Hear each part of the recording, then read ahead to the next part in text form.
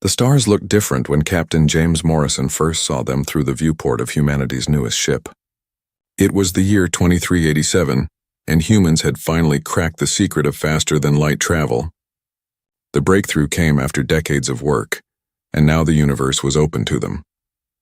Morrison stood on the bridge of the UES Endeavour, watching as his crew prepared for humanity's first contact with alien life.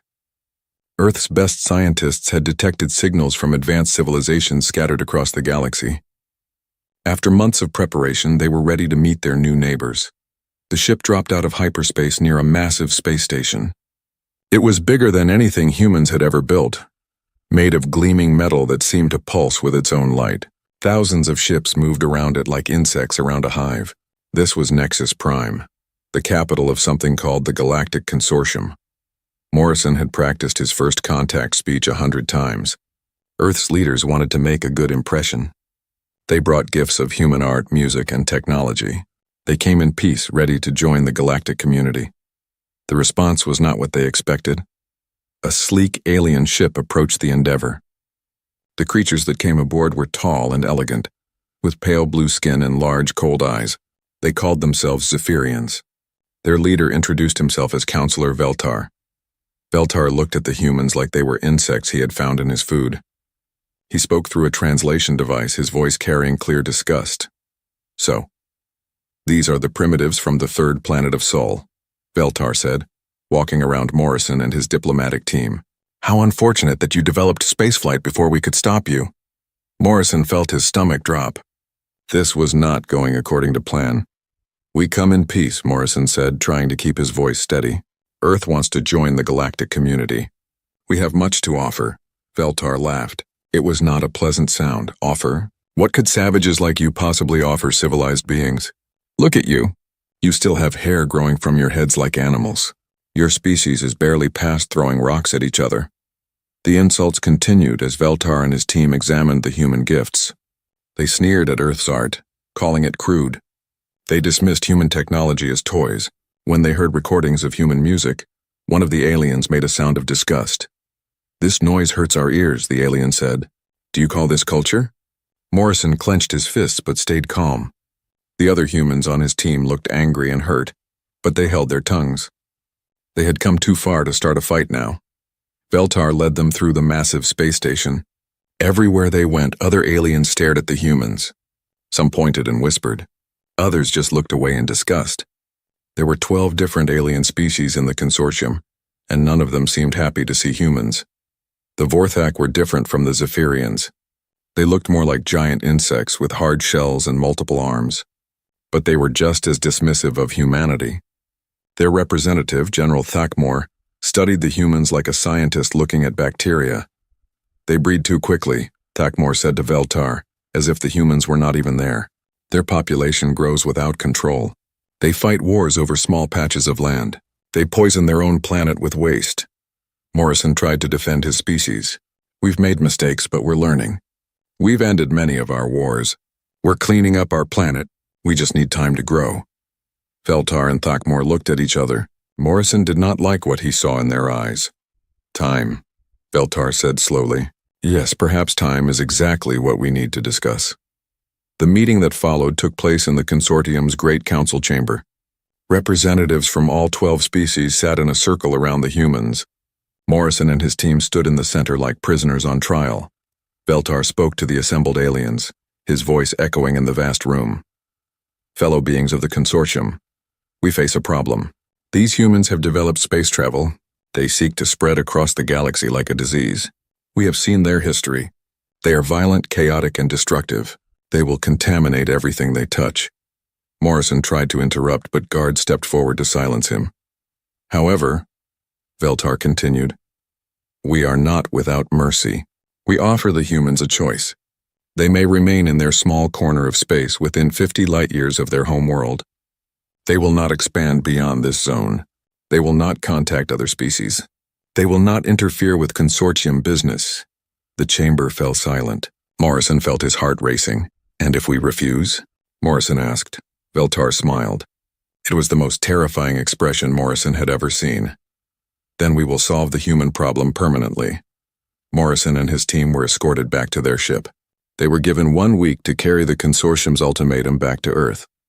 As the Endeavour pulled away from Nexus Prime, Morrison watched the massive station shrink in the distance. Earth's response came quickly. The United Earth government met in emergency session for 3 straight days. In the end, the answer was unanimous. Humanity would not accept exile in their own galaxy. The war began without warning. Human colonies had spread to dozens of worlds in the 50 years since faster-than-light travel was discovered. The consortium attacked them all at once. The aliens did not send armies. They did not land troops or fight battles. They simply erased human colonies from existence. Entire worlds were burned clean by weapons that turned matter into energy. Orbital habitats were vaporized in seconds. Millions of humans died before they even knew they were under attack. Earth itself was hit last. The planet's defenses, so carefully built over decades, lasted less than an hour. But the consortium did not destroy Earth completely. Instead, they used weapons that made the planet uninhabitable. The atmosphere became poison. The oceans boiled. The land cracked and burned. The surviving humans had no choice but to flee. Ships that were never meant for long journeys became arks carrying the last of humanity. Families were separated as people fought for space aboard anything that could fly. Children were loaded onto transport ships, never to see their parents again. Morrison found himself commanding a small fleet of refugee ships. His beautiful Endeavour was now crammed with frightened families. The ship's elegant conference rooms had become sleeping quarters. Its storage bays held everything humans could save from their dying world. As the last human ships left the solar system, Morrison looked back at Earth one final time. The planet that had given birth to his species was now a burning ball of rock. Everything humanity had built over thousands of years was gone. Veltar's final message followed them into the darkness of space. You chose extinction over wisdom. The alien's voice crackled over the radio. Perhaps other species will learn from your example. Let the universe forget you ever existed. The human fleet scattered in different directions. Some ships headed toward the Galactic rim, where no one else wanted to live. Others dove toward the dangerous center, where radiation and black holes kept other species away. A few brave captains aimed for the spaces between galaxies, where only the desperate would follow. Morrison's ship joined a small group heading toward the outer darkness. As they jumped to hyperspace, he made a promise to the families under his care. They want us forgotten, he said over the ship's communication system. They want us to disappear into the dark and die quietly. But we are human. We do not die quietly. We will survive. We will remember. And someday we will return. The stars swallowed the last human ships, and the galaxy moved on as if humanity had never existed at all. Captain Sarah Chen had never seen Earth. She was born on a mining station built inside an asteroid, 200 years after the Great Exile. Her parents told her stories about blue skies and green grass. But to Sarah, home was the cold metal corridors of Haven Station. Haven was one of humanity's greatest achievements, though no alien would ever see it. The station was built inside a massive asteroid in the Kepler belt, hidden from scanning equipment by natural rock and careful engineering. From the outside, it looked like any other space rock. Inside, 50,000 humans lived and worked in a city that would have amazed the old Earth governments. Sarah walked through the station's central garden, where real trees grew under artificial sunlight. Children played in the grass while their parents tended to crops that fed the entire station. It was beautiful, but Sarah knew the truth. This paradise existed only because humanity had learned to survive where no one else could. The Kepler belt was a cosmic junkyard. Asteroids crashed into each other constantly, creating deadly storms of rock and metal. Radiation from a nearby pulsar made the region toxic to most known life forms. The consortium had written it off as worthless space centuries ago. That made it perfect for humans. Sarah's job was reconnaissance. She commanded a small, fast ship called the Silent Running. Her mission was simple but dangerous. She would sneak into consortium space, observe alien worlds, and bring back information to the Shadow Council. The Shadow Council was humanity's secret government. Representatives from every human settlement met once a year in the hidden depths of Haven Station. They shared resources, planned for the future, and gradually built something the galaxy had never seen before. Sarah's current assignment had taken her to the edge of Zephyrian space. She sat in her ship's pilot seat, watching a busy trade route through her telescopes. Alien ships moved back and forth carrying goods between worlds. It looked normal, but Sarah saw things the aliens missed. The ships were old. Really old. Some of them were using technology that human engineers would have considered antiques. The aliens were not innovating. They were not improving. They had grown comfortable and lazy in their success. Sarah made careful notes in her log. Ship designs, weapon configurations, patrol patterns. Everything the Shadow Council would want to know. She had been watching Consortium space for 5 years, and the pattern was always the same. The aliens had stopped advancing. Meanwhile, humanity had never stopped learning. Sarah's ship was a perfect example. The silent running was smaller than most alien vessels, but it was also far more advanced. Its hull was made from materials developed in the crushing gravity of neutron star systems. Its engines used power sources that humans had learned to tap in the radioactive zones around dying stars. Most importantly, the ship could become invisible. Not just to sensors, but to the naked eye. Human scientists had cracked the secret of bending light around objects. The silent running could fly right past an alien patrol ship without being seen. Sarah activated the cloak and moved deeper into Zephyrian space. Her destination was a world called Kethmoran, which the aliens claimed was impossible to attack. She wanted to see this famous fortress for herself. Kethmoran hung in space like a metal moon. The entire planet was covered in defensive installations, massive guns pointed at the stars, ready to destroy any approaching enemy. Shield generators created overlapping barriers that could stop anything from asteroids to nuclear weapons. Sarah studied the defenses through her ship's advanced sensors. The weapons were powerful but slow. The shields were strong but old-fashioned. The whole system was designed to fight wars like the ones the Consortium had fought centuries ago. It would not work against modern human technology. Sarah made her notes and prepared to leave, but something caught her attention. Her sensors detected another ship in the system, one that was not supposed to be there. The ship was small and fast, built for stealth like her own vessel. But it was definitely not human. Sarah had never seen anything like it before. She followed the mysterious ship at a safe distance. It led her to a hidden facility on Kethmoran's largest moon. The facility was not on any official Consortium maps. Whatever was happening there, it was secret.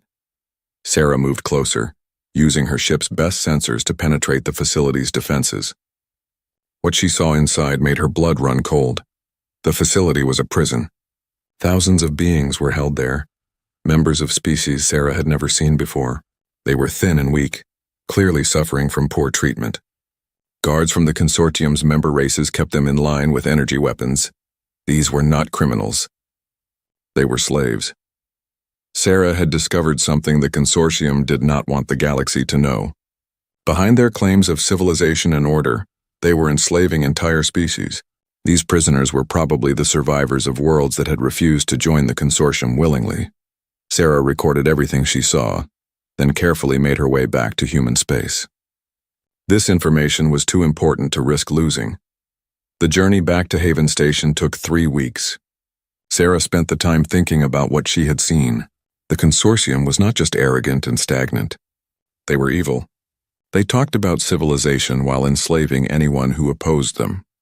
The Shadow Council met an emergency session when Sarah delivered her report.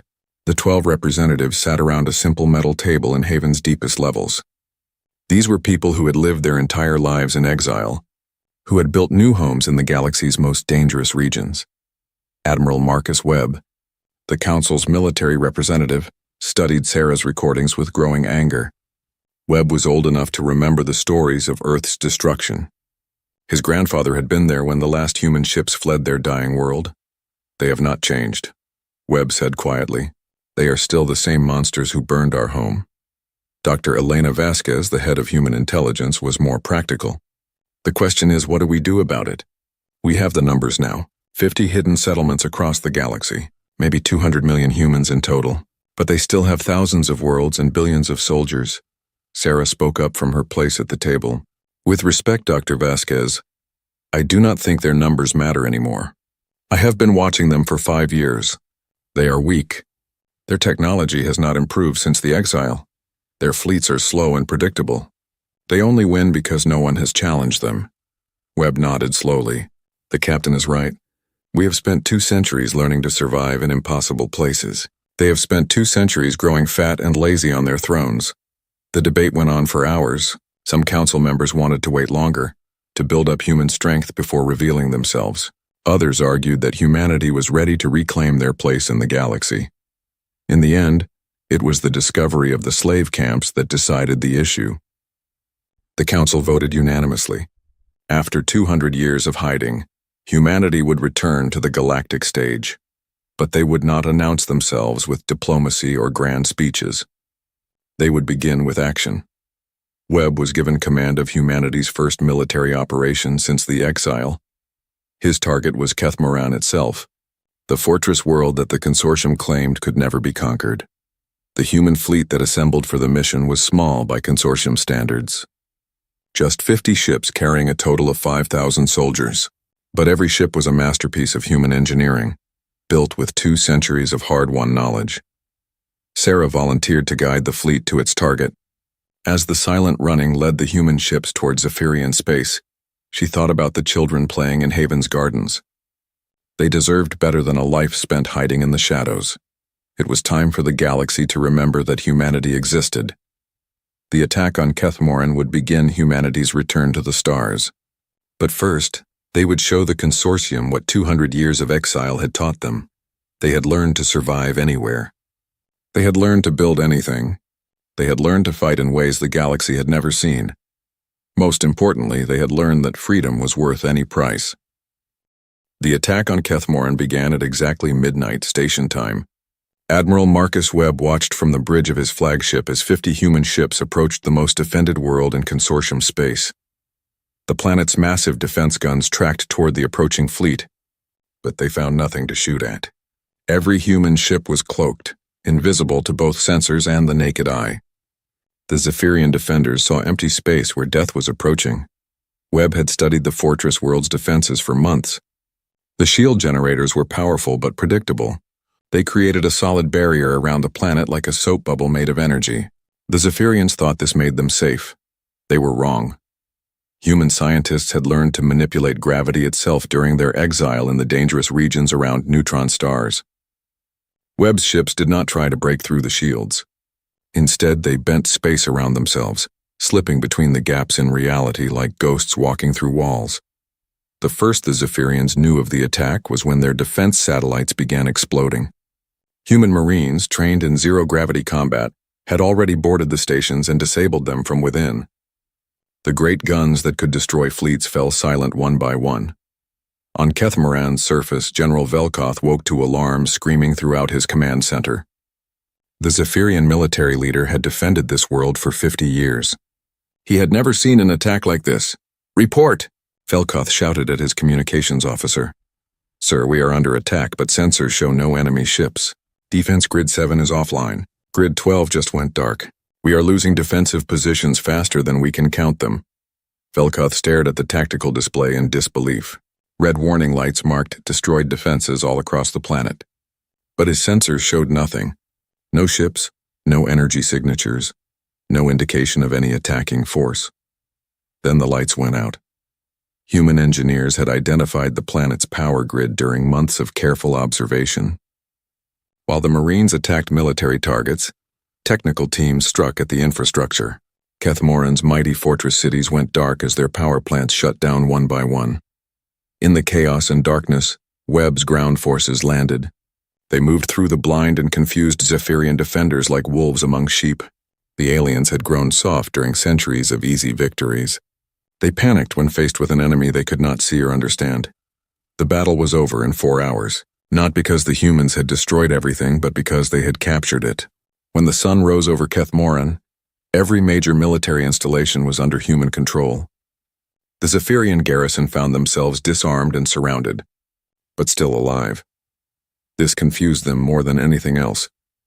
General Velkoth stood in his own command center, now filled with strange creatures he had never seen before. The humans were smaller than Zephyrians, covered in hair like primitive animals, but their technology was clearly superior to anything in the consortium.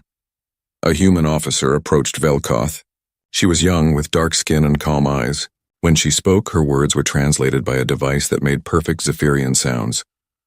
"General, My name is Colonel Maria Santos. I am accepting your surrender. Velkoth sputtered in rage. Surrender? To animals? I demand to know what species you represent. Who sent you? Santos smiled, and it was not a friendly expression. We represent humanity, General. The species your people tried to exterminate 200 years ago. We have returned. The blood drained from Velkoth's face. Like most consortium military officers, he knew the old stories about the human extinction. It was taught as a lesson about what happened to species that defied the consortium's will. Impossible, he whispered. Humans are extinct. We made sure of that. You made sure of nothing, Santos replied. You scattered us to the dark corners of the galaxy and assumed we would die quietly. That was your mistake. But the humans did not stop with Keth Moran. While Webb's fleet celebrated their victory, other human forces were moving throughout consortium space. Small teams of specialists appeared on mining worlds, factory planets, and trading stations. They moved like shadows, invisible until it was too late. On the Vorthak mining world of Xerion Prime, the workers woke up to find their overseers gone. The brutal guards who had beaten them for decades had simply vanished in the night. In their place were strange new beings who spoke of freedom and dignity. The Krillani slaves who worked Xerion's crystal mines could not believe what they were hearing. These humans offered them something no one had given them in centuries. A choice. You can leave, the human leader told the assembled workers. We have ships waiting to take you to safe worlds where you will never be slaves again. Or you can stay and help us build something better here. Either way, you are free. Most of the Krillani chose to stay. They had heard stories of human settlements where different species worked together as equals. It sounded too good to be true, but it was better than the life they had known. Similar scenes played out across dozens of worlds. Human operatives had spent decades studying consortium society, learning its weaknesses. They knew which species were oppressed, which worlds were unhappy, which systems were ready for rebellion. The humans did not conquer these places. They liberated them. Captain Chen received her new orders while monitoring Zephyrian communication networks from her cloaked ship. The messages she intercepted showed growing panic among consortium leaders. Worlds were going dark. Supply lines were failing. Slave rebellions were spreading faster than they could be contained. Her mission was to infiltrate the consortium's capital itself, Nexus Prime. The massive space station had grown even larger in the 2 centuries since humanity's exile. It now housed billions of beings from across the galaxy. Most of them were workers and servants who kept the station running for their alien masters. Chen's ship approached the station using false identification codes that human intelligence had carefully crafted. To consortium sensors, the silent running appeared to be a routine supply vessel, carrying food from a farming world. Inside the station, Chen moved through crowds of different species. She wore a disguise that made her look like a Delthari merchant, complete with artificial scales and breathing apparatus. No one gave her a second glance. Her target was the station's central communication array.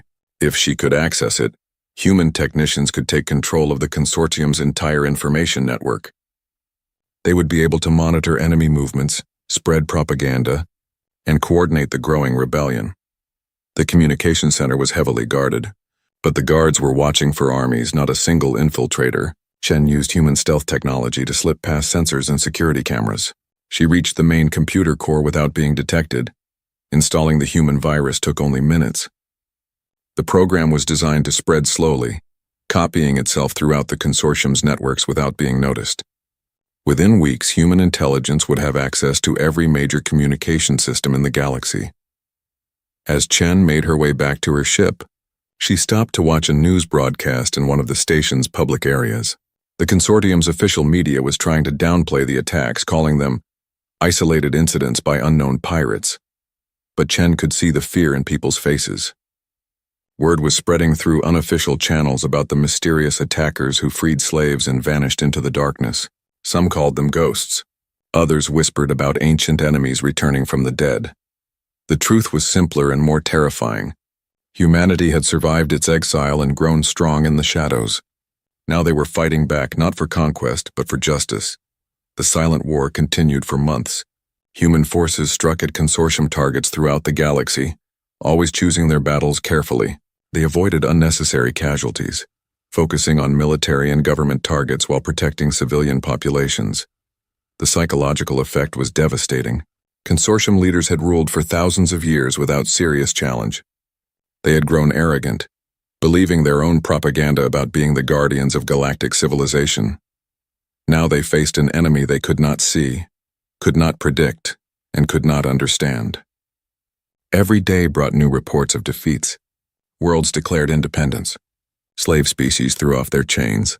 Trade routes collapsed as human saboteurs disrupted the economic systems that held the consortium together.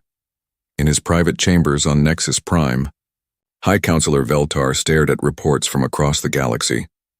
The same Veltar who had ordered humanity's extinction now faced the consequences of his ancient decision. His aide, a nervous Zephyrian named Keldan, tried to offer reassurance. "The attacks are scattered, my lord. They lack coordination. We can defeat them if we mobilize our full military strength." Veltar threw the reports across the room in rage. "You fool. Do you not see what is happening? This is not random piracy. This is war. And we are losing." The High Counselor walked to his window, looking out at the vast expanse of space around Nexus Prime. Somewhere in that darkness, humanity was planning its next move. For the first time in his long life, Veltar felt afraid. High Counselor Veltar believed he was safe aboard his personal flagship, the Eternal Dominion. The massive dreadnought was the pride of the Zephyrian fleet, armed with weapons that could crack planets and protected by shields that had never been breached. He was inspecting a mining colony in the Outer Rim when the impossible happened. Veltar stood on the bridge, watching his crew work at their stations. The colony below was having problems with worker productivity. Some of the slave species were becoming difficult to control. There had been reports of sabotage, missing equipment, and work slowdowns. "Deploy security teams to the surface," Veltar ordered. "Remind the workers what happens when they forget their place." The ship's captain, a veteran named Telmach, nodded and began giving orders. But before the security teams could launch, alarms began screaming throughout the ship. "What is that noise?" Veltar demanded. Telmach checked his instruments, confusion clear on his face. "Sir, the computer shows all systems normal, but the alarm indicates we are under attack." "By whom? I see no enemy ships." That was when the lights went out. Emergency power kicked in seconds later, bathing the bridge in red light. But something was wrong with the ship's artificial gravity. Objects began floating freely, as if the Eternal Dominion was drifting powerless in space. Then the walls started changing. Metal panels slid aside to reveal hidden passages. Figures in strange armor stepped onto the bridge from openings that had not existed moments before. Their weapons were unlike anything in the consortium arsenal, glowing with an inner light that hurt to look at. The bridge crew reached for their sidearms, but found them missing. Somehow, while they were distracted by the alarms and failing systems, every weapon on the bridge had been taken. The lead figure removed his helmet, revealing a face that Veltar had seen only in historical records. It was unmistakably human, though this specimen was far different from the primitive creatures he remembered. This human moved with quiet confidence, his eyes showing intelligence and determination. "High Counselor Veltar," the human said in perfect Zephyrian. "My name is Commander David Park. You are now a prisoner of the Human Colonial Authority." Veltar could not speak. His mind refused to accept what he was seeing. Humans were extinct. He had made certain of that 2 centuries ago, yet here one stood on his own bridge, having somehow captured the most powerful ship in the consortium fleet. "Impossible," Veltar finally whispered. "You are all dead. We destroyed your species." Commander Park smiled, and it was not a pleasant expression. "You destroyed our world, Counselor. But you failed to destroy us. We have been waiting a long time for this conversation." The other humans on the bridge worked with calm efficiency, taking control of the ship's systems. Veltar watched in horror as they demonstrated technology far beyond anything the consortium possessed. They moved through the ship's computer networks like they had built them themselves. "How?" Veltar asked. "How did you get aboard? This ship has the best defenses in the galaxy." "Your best defenses are 200 years old," Park replied. "We have learned much since then. Your shields cannot stop us. Your sensors cannot see us. Your weapons cannot touch us." Park gestured to a view screen that showed the space around the Eternal Dominion. At first, Veltar saw nothing unusual. Then the human ships began appearing, their cloaking systems shutting down one by one. There were dozens of them, sleek vessels that seemed to bend light around their hulls. They had surrounded the consortium flagship without being detected. Any one of them could have destroyed the Eternal Dominion, but they had chosen capture over destruction. Veltar was taken to what had been his own private quarters. The luxurious cabin had been converted into a holding cell, though the humans had not mistreated him. They provided food, water, and medical attention. They even allowed him to keep his personal belongings. It was, in many ways, more mercy than he had shown to humanity. Days passed before Veltar met his final captor. He was taken to a conference room where a human woman waited for him. She was older than the soldiers, with gray hair and lines around her eyes, but those eyes held a hardness that made Veltar uncomfortable. "High Counselor," she said, rising from her chair. "I am Director Elena Vasquez of the Human Colonial Authority. We have much to discuss." Vasquez activated a holographic display that filled the room with images.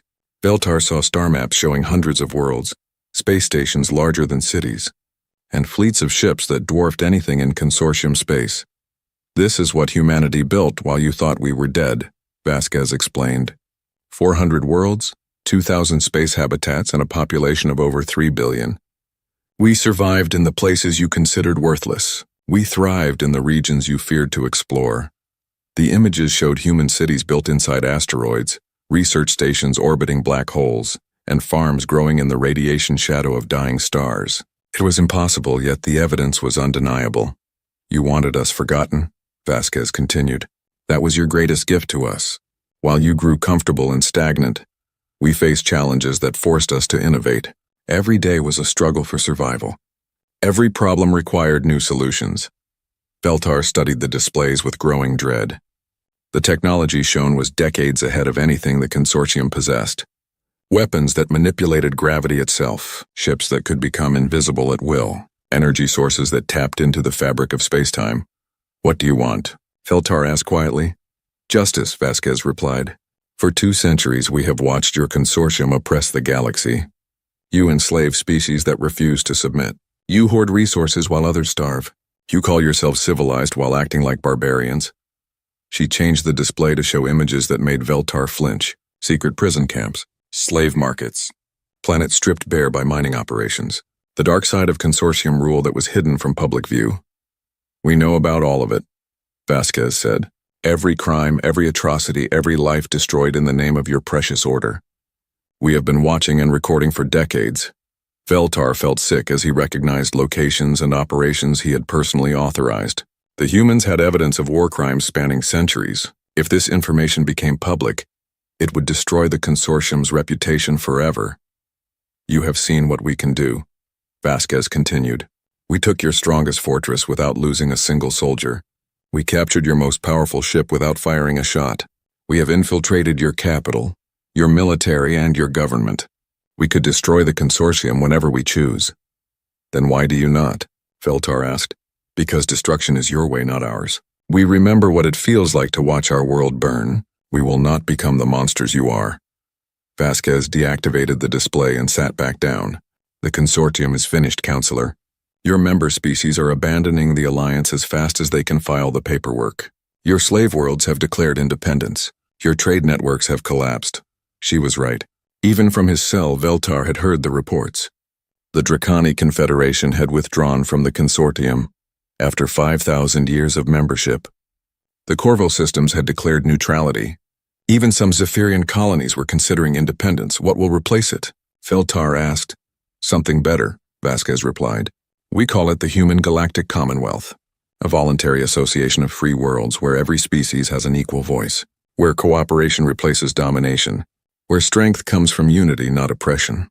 The door to the conference room opened and Commander Park entered. "Director, we have received word from Nexus Prime. The Consortium Council has agreed to meet with our representatives." Vasquez nodded. "Thank you, Commander." She turned back to Veltar. "Your former colleagues want to negotiate. They hope to salvage something from the wreckage of their empire." "And will you negotiate?" Veltar asked. "We will listen to their surrender," Vasquez replied. "The age of consortium rule is over. The only question now is whether the transition will be peaceful or violent." Veltar slumped in his chair, finally understanding the magnitude of what was happening. The galaxy he had known for his entire life was ending. The humans he had tried to exterminate had returned to claim their place among the stars, but they had not returned as conquerors. They had returned as liberators, offering a better way of life to species that had known only oppression under consortium rule. It was, Veltar realized, exactly what humanity had offered 200 years ago when they first made contact. The consortium could have had peace and cooperation then. Instead, they had chosen fear and hatred. Now they would pay the price for that choice. The final battle for the galaxy was about to begin, and humanity held all the cards. The battle for Nexus Prime began with a message broadcast across the galaxy in 1,000 languages. People of the consortium, Director Elena Vasquez spoke from the bridge of her flagship. For too long you have lived under the rule of those who see you as servants, not citizens. Today that ends. Today, you choose your own future. Around Nexus Prime, the largest space battle in galactic history was about to unfold. The consortium had gathered every ship they could find, 10,000 vessels representing centuries of military might. Dreadnoughts the size of cities floated alongside smaller warships, creating a wall of metal and energy around their capital station. Facing them were just 50 human ships. The difference in numbers should have made the outcome obvious. But Admiral Marcus Webb, commanding the human fleet from his flagship Retribution, was not worried about numbers. He had fought in the outer dark for 200 years where a single mistake meant death. His crews had been tested in ways the consortium could never imagine. All ships, this is Admiral Webb, he announced over the fleet communication system. Remember why we are here.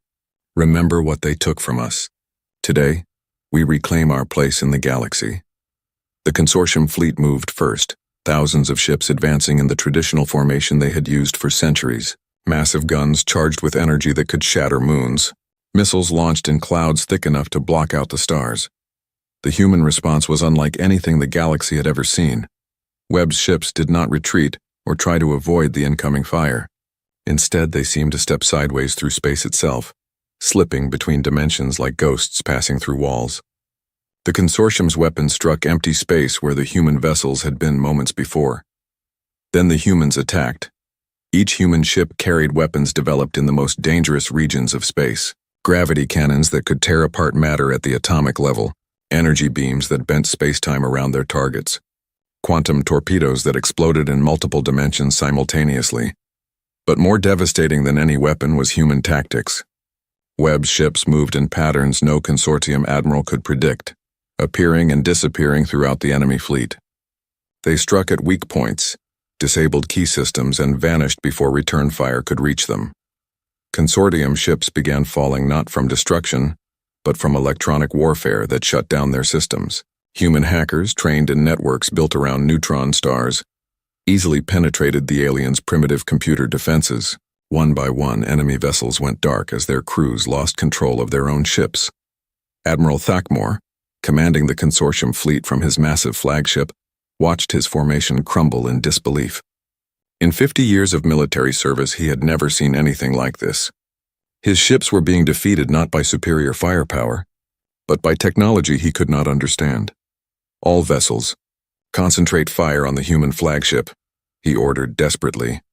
100 consortium ships turned their guns on Webb's vessel, enough firepower to destroy a small moon focused on a single target. The energy discharge was visible from light years away. When the light faded, the Retribution was undamaged.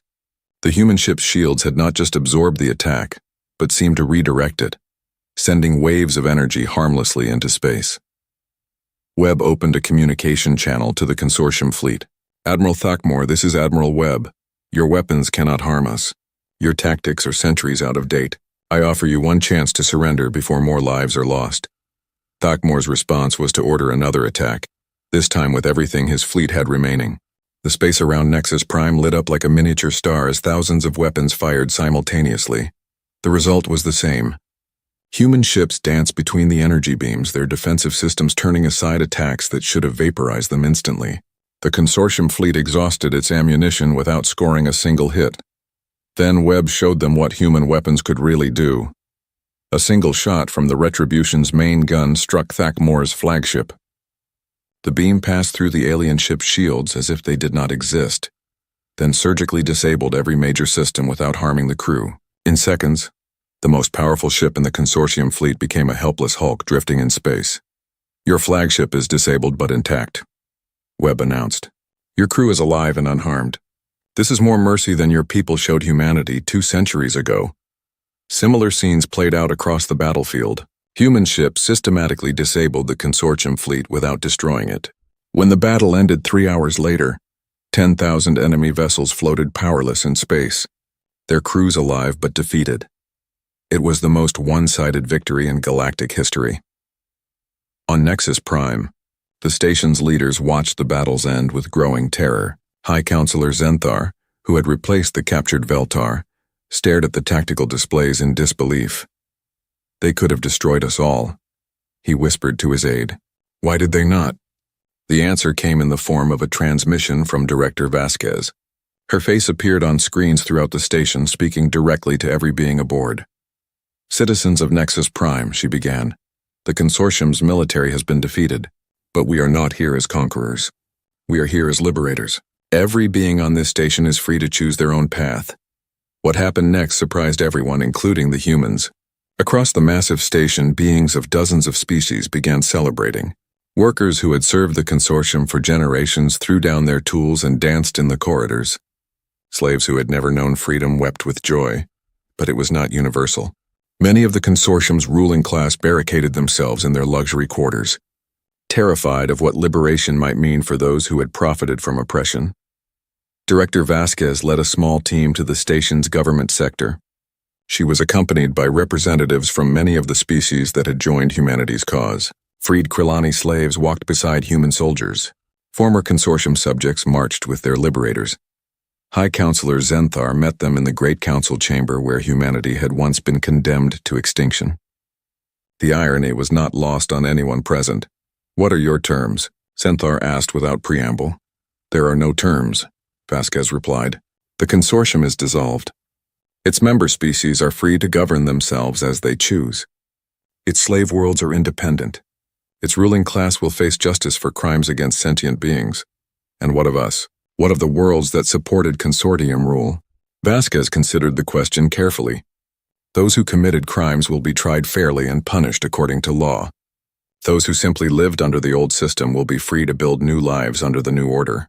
We do not believe in punishing entire species for the actions of their leaders." Over the following months, the galaxy transformed in ways no one had thought possible. The human galactic commonwealth grew rapidly as former consortium worlds applied for membership. But it was not the empire of conquest many expected. Instead of replacing one dictatorship with another, humanity created something genuinely new. The Commonwealth was governed by a council where every member species had an equal voice, regardless of their size or power. Decisions were made by consensus, not force. Former slaves became citizens with full rights. Oppressed minorities found protection under Commonwealth law. Trade flowed freely between worlds that had been enemies for centuries. Scientific knowledge was shared openly, leading to breakthroughs that benefited everyone. Captain Sarah Chen, now serving as Director of Colonial Affairs, stood in her office on New Geneva, humanity's new capital world. Through her window, she could see beings of dozens of species working together on construction projects. Children of different races played together in the streets below. A soft chime indicated an incoming message. The communication was from long-range sensors at the edge of the galaxy. The sensors had detected something troubling, signs of another galactic civilization, one that appeared to be expanding aggressively toward Commonwealth space. Chen studied the data with interest rather than fear. The old consortium would have panicked at news of a potential threat. They would have begun preparing for defensive war, building weapons and fortifications. But humanity had learned different lessons from their exile. They had learned that strength came from unity, not domination, that innovation thrived under pressure, that the greatest civilizations were built on cooperation, not conquest. If this new civilization proved hostile, the Commonwealth would be ready. Not just with weapons and shields, but with something the galaxy had never seen before, a truly united alliance of free peoples working together for the common good. Chen activated the station-wide communication system. "Attention all Commonwealth citizens. This is Director Chen with an important announcement. Long-range sensors have detected signs of another major civilization approaching our territory. We do not yet know their intentions. She paused, thinking of all the species that now called the Commonwealth home. Humans and aliens working side by side, building something greater than any of them could achieve alone. Whatever challenges await us, we will face them together. We are no longer scattered tribes fighting for scraps. We are a community of free beings united by common purpose. We have turned the galaxy's greatest outcasts into its greatest hope.